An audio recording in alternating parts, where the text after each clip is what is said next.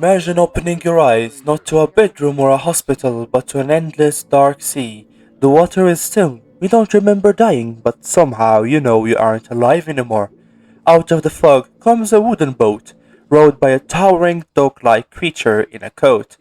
This is the ferryman, and his job isn't just to carry you across the underworld. His job is to be your lawyer. Any sense? So, if you understand what I'm saying, um, blink over my hand here. You see, at the end of this journey lies the gate to the underworld city. But you can't just walk in. You have to prove you lived a good, honest life. If the ferryman presents a compelling narrative, you pass through.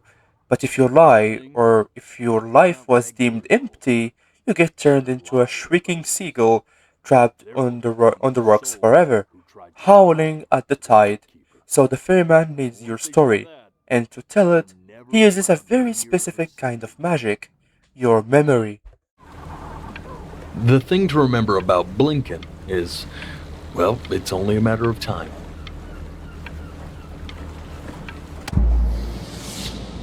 And just try to enjoy it this time. This is where Before Your Eyes does something ingenious. It doesn't just ask you to press buttons, it tracks your real life eyes through your webcam. Whenever a metronome ticks in the game, the moment you physically blink, time skips. You might be mid-conversation listening to a loved one or staring at a painting, but if your eyelid drop for a half a second, poof, weeks, months or years pass by. It forces you into a desperate half-picking struggle. You try so hard not to blink, your eyes burn, they water, but life keeps slipping away from you anyway. It's a metaphor for time itself, actually. No matter how tightly you cling to a moment, time moves on. And so, sitting across from this strange ferryman, we close our eyes and slip into our very first memory.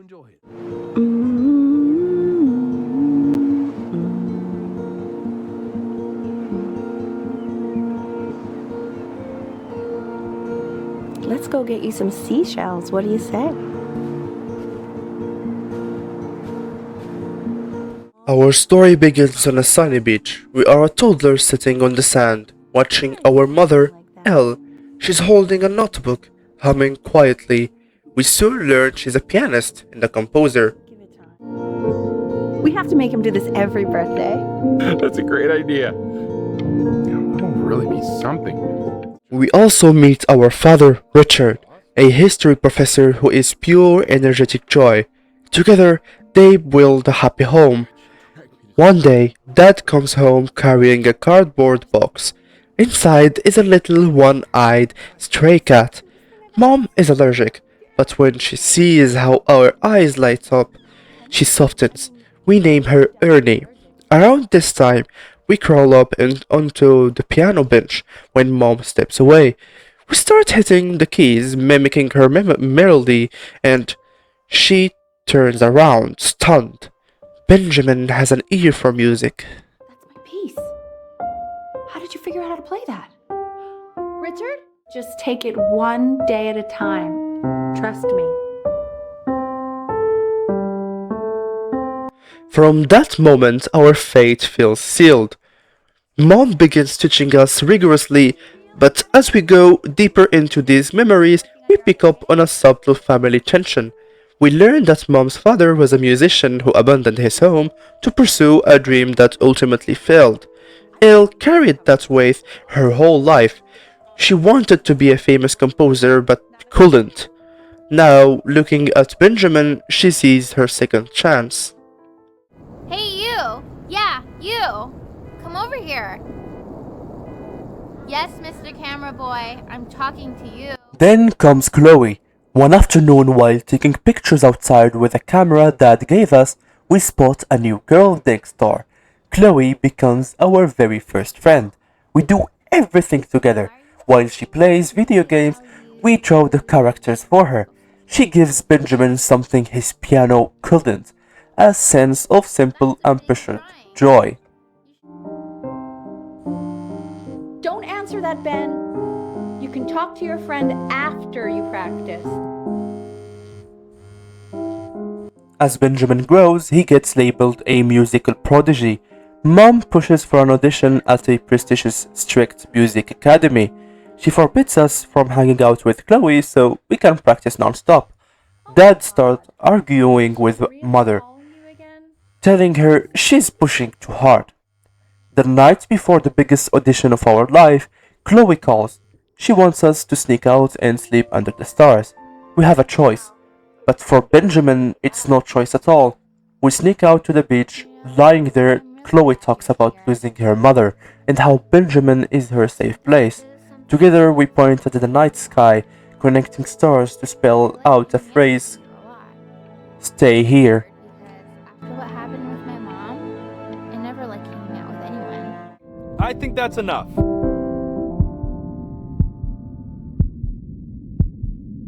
So, Benjamin, why don't we plan on having you come back next year again, once you've had a bit more time to practice? Next morning, Benjamin is exhausted. At the audition, under the cold, judging eyes of the music director, our hands tremble. We play terribly. On the car ride home, we brace for Mom to break down or yell, but she doesn't. Looking at her tired child, she realizes she became her own father, forcing her unfulfilled dreams onto someone she loves. The thing clears. Hey, Elle, would you mind taking a quick walk with me down to my office? There's a small clerical thing I need you to look at before I can let you two go. Oh, yes, of course. I'll be right back, Benny, okay? Just maybe 5 Shortly after, Benjamin gets sick and takes a year off school. During recovery, we put down the piano and pick up a paintbrush. It turns out Benjamin is an even greater prodigy at painting. Years fly by in a flash of blinks. We graduate top of our class, we move out, become a world-renowned artist, achieve wealth, fame, and acclaim. But then, tragedy strikes. Mom falls ill and she dies. Benjamin descends into deep grief. He suffers a massive creative block. He tries to paint his mother's face, but over and over he misses the likeness, a physical manifestation of a broken heart. His art director and professor turns on him, calling him a fraud, a liar, a wash-up. Honestly, watching them berate someone going through a profound grief made my stomach turn. Finally, Benjamin decides to return to his childhood home to help his father pack.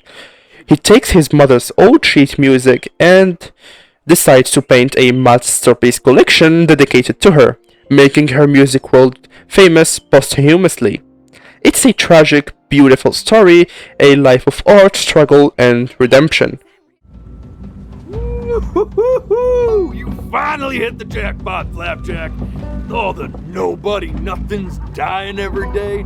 You finally sink your hook into a... Oh! We return to the boat. The ferryman is beaming. He's practically strutting. "What a story!"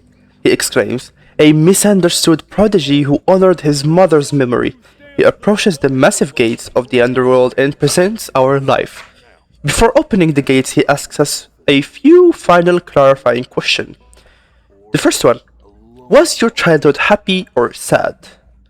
From Benjamin's perspective and from his memories, we can see that his childhood was actually happy.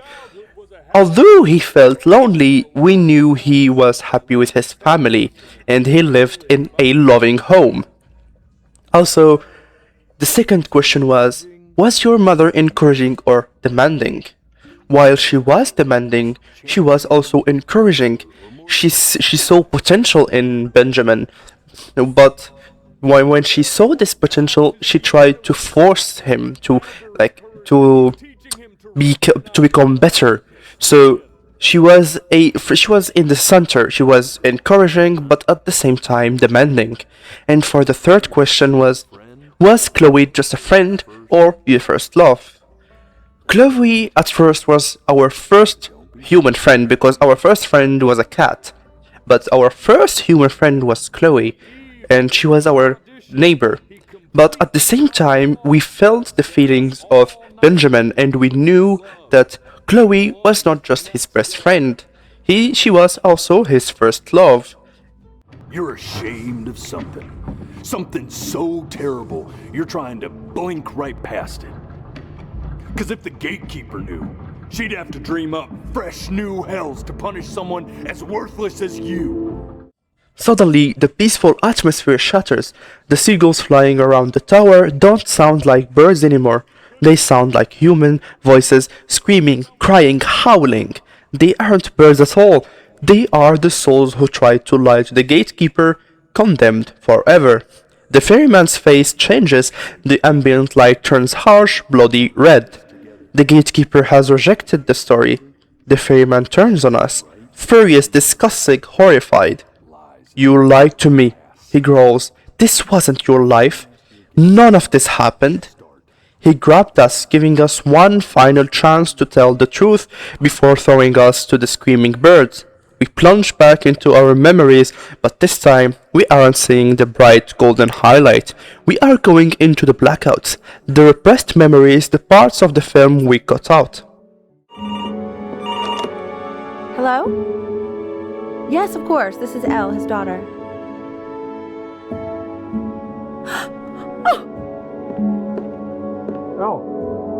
See, she knew she hadn't yet lived up to her father's expectations. And now, she never could. Plunging into our memories again, we revisit the moments we blurred out. First, the phone call. Mom wasn't just sad when her father passed, she was utterly crushed, because she realized she would never get to show him that she made something of herself. Then we visit a memory near the gate. In the first playthrough, we heard terrible muffled noises. Now, the scene plays fully.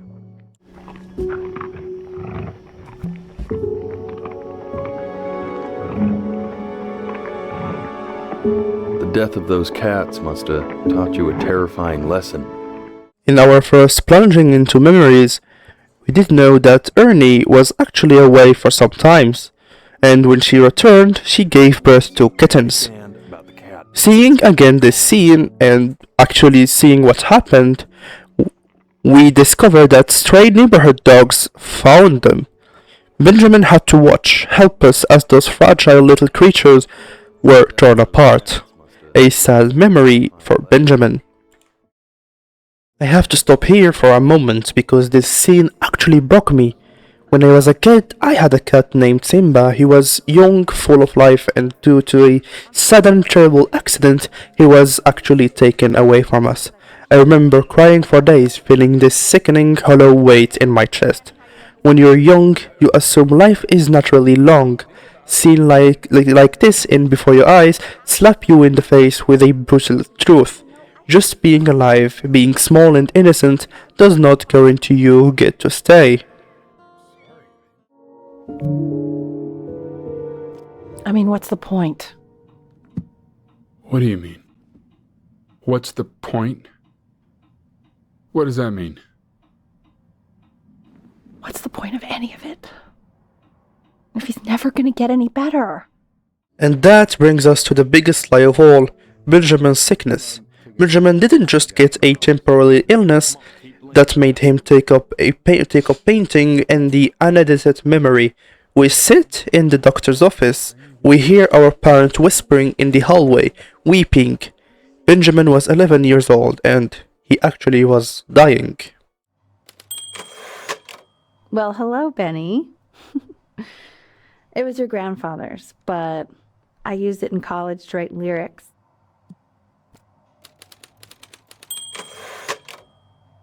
Exactly. It was very artsy. Actually, I was just good at fooling your dad. Made him think I was some kind of genius.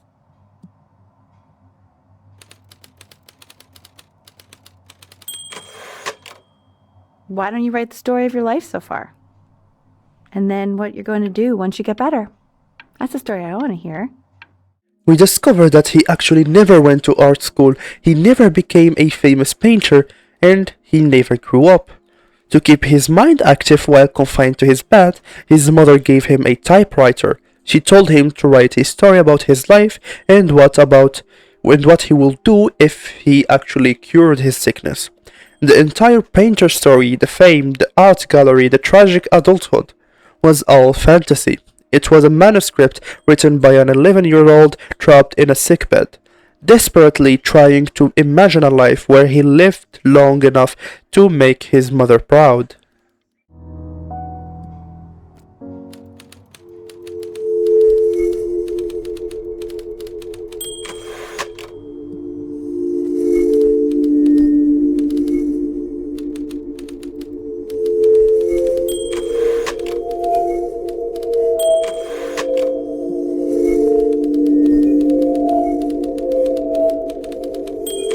As his illness progressed, Benjamin fell into deep despair. We watch his hand type out dark, heartbreaking words. Benjamin Byrne was a loser. He was the worst friend to ever live. He didn't even try to fight the disease inside him. He just laid down and died.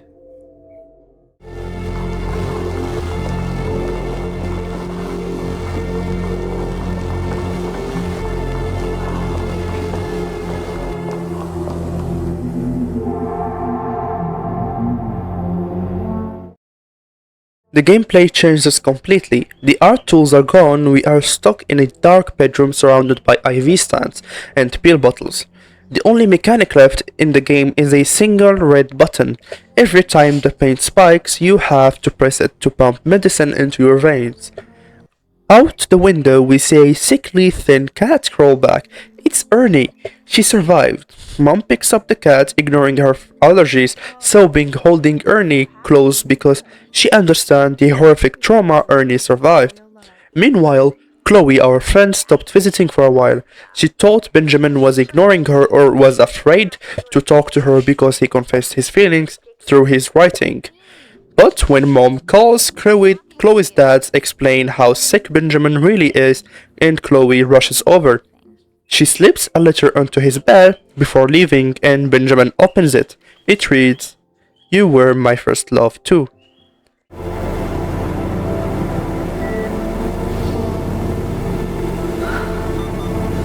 I can't breathe. I know. It's okay, Benny, I understand. There's no need to show me anymore. No, Richard, it's like I can't breathe. In his final days, the sickness takes over completely. In the game, this is represented by a giant red vine and flowers. Shocking the room, a bright, blinding white light appears at the edge of the screen. It's time to go. The game prompts you to blink to let go, but the ferryman watching this memory unfold no longer sounds angry. His voice turns soft, filled with profound pity and understanding.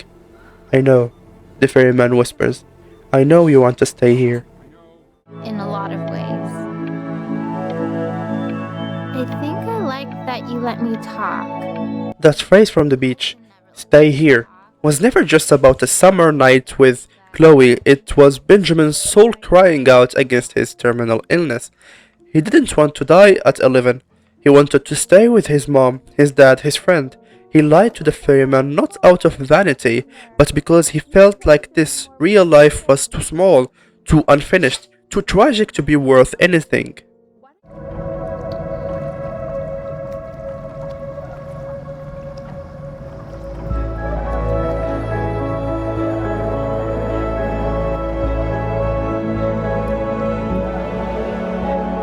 There she is.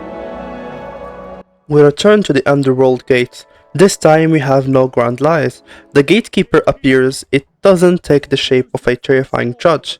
It takes the form of Ernie, the one-eyed cat, a symbol of unconditional love, warmth, and quiet resilience. The ferryman steps forward to present the true story. The Great Life of Benjamin Byrne. Benjamin Byrne was born into an ordinary home, to an ordinary mother and father in a small town by the sea.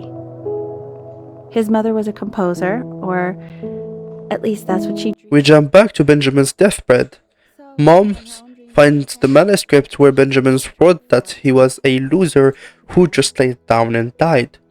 Tears streaming down her face, she sits beside her dying boy, holding his handwritten pages, and she begins to read out loud. She doesn't read his dark words, she rewrites the story in real time. With every blink or any physical blink we make, The dialogue seamlessly cuts back and forth between Mom sitting by the bed in the past and the ferryman standing before the gatekeeper in the present, speaking the exact same word. Benjamin Bryn was not a loser, she reads. He was the most wonderful boy. He didn't need to be famous pianist. He didn't need to be a great painter. He made our house full of music, full of laughter, full of love. He was loved by his friends. Chloe, he was everything to us. She accepts. Close your eyes now and keep them closed. She's gonna let you in. Go on. That a life doesn't need to be long or famous to be meaningful. Simply existing, loving people, and being loved in return is more than enough.